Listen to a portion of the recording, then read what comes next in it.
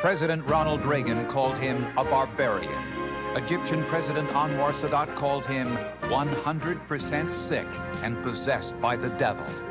But to his followers, he is a proud symbol of independence from foreign domination, a visionary leading the Arab world to a single unified nation. He seized control of his government at the age of 27. 20 years later, he was called the most dangerous man alive. This is the story of the enigmatic leader of Libya, Muammar Gaddafi, of the worldwide campaign of terror he is accused of supporting, of the stories of hit squads dispatched on murder missions around the globe. One hit squad supposedly sent to assassinate the President of the United States. One incident after another, from aerial dogfights to a terror bombing of American soldiers in Berlin. And finally, this is the story of America's deadly payback, the United States bombing of Libya. Through it all, ABC News was there. Watch now the original ABC News broadcasts of a great TV news story. Muammar Gaddafi, Libya's radical ruler.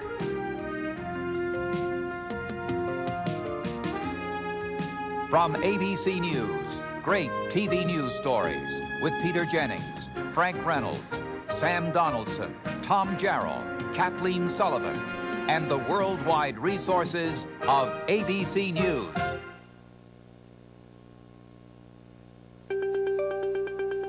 The day is September 1st, 1969. A band of junior military officers, led by the 27-year-old Signal Corps Lieutenant Muammar Gaddafi, seizes control of the oil-rich United Kingdom of Libya. Gaddafi preaches his own brand of socialism, self-determination, and the dream of a single North African state uniting all Arabs. The British and Americans shut down their military bases in 1970, hoping for a continuing productive relationship. But that hope fades quickly.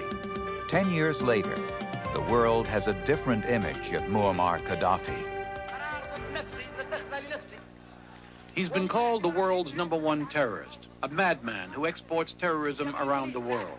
He's accused of sending death squads overseas to eliminate his enemies. He's provided a haven for airline hijackers and support and weapons for liberation movements. He's violently anti-Zionist and just last week called for Arab states to destroy Israeli nuclear installations. It's reported he once tried to buy an atomic bomb, and he's still trying to get one. He appears to have embraced the Soviet Union and thus has given Moscow a new foothold in the Middle East. He even tried to buy influence in the United States when he hired Billy Carter.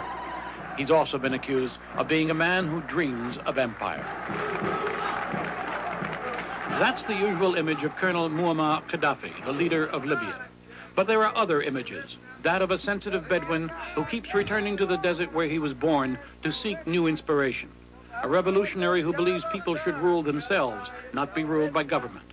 A man who promised to turn the desert green and is keeping that promise. And the head of a country that is the third largest supplier of oil to the United States.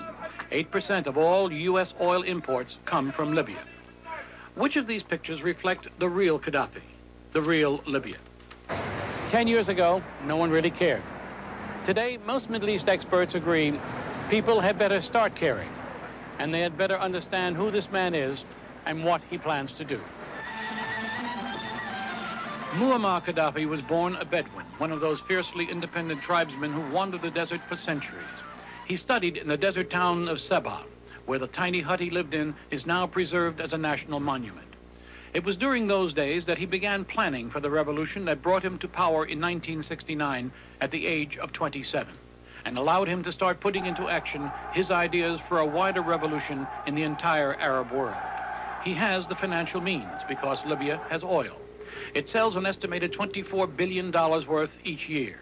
And even though relations between his country and the United States continue to deteriorate, the oil continues to flow. More than a year ago, Libyan citizens stormed the U.S. embassy in Tripoli. The U.S. withdrew all of its diplomats in protest. Last month, the U.S. expelled all Libyan diplomats from Washington because of allegations they were plotting to kill Libyan students in the United States that oppose the Gaddafi regime. Gaddafi himself denies there is any evidence for these accusations.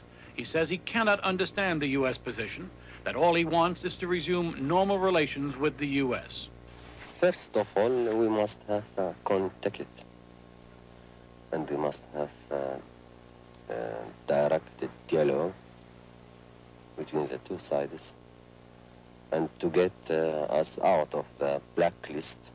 However, he warns that the Libyan people will have the last word on relations and possible retaliation through the People's Congresses and committees which Gaddafi created to take the place of traditional government structures. There is no parliament in Libya, no prime minister, no president. Gaddafi himself has no official function. He's simply called the leader of the revolution. The committees are supposed to rule the country, and maybe so.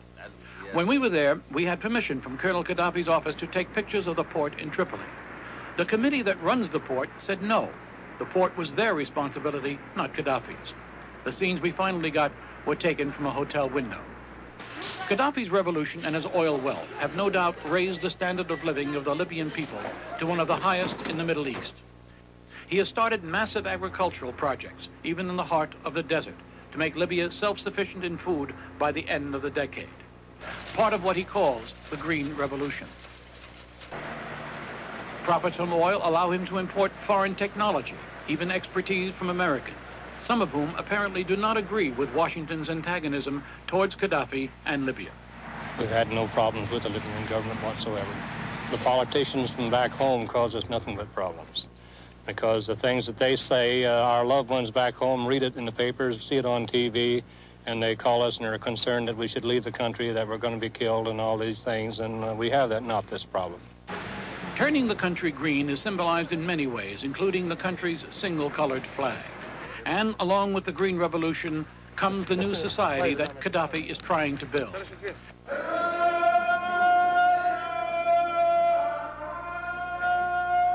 Gaddafi has based his plan for a new society on the teachings of Islam. For even with the changes in modernization, Gaddafi and the Libyan people remain devout Muslims. The spread of Islam is also part of his grand design. And to accomplish this, he needs to become a world power. That means military power. So a large portion of his oil wealth goes for weapons. These are the sights that are frightening Libya's neighbors. A sea of tanks rolling through city streets.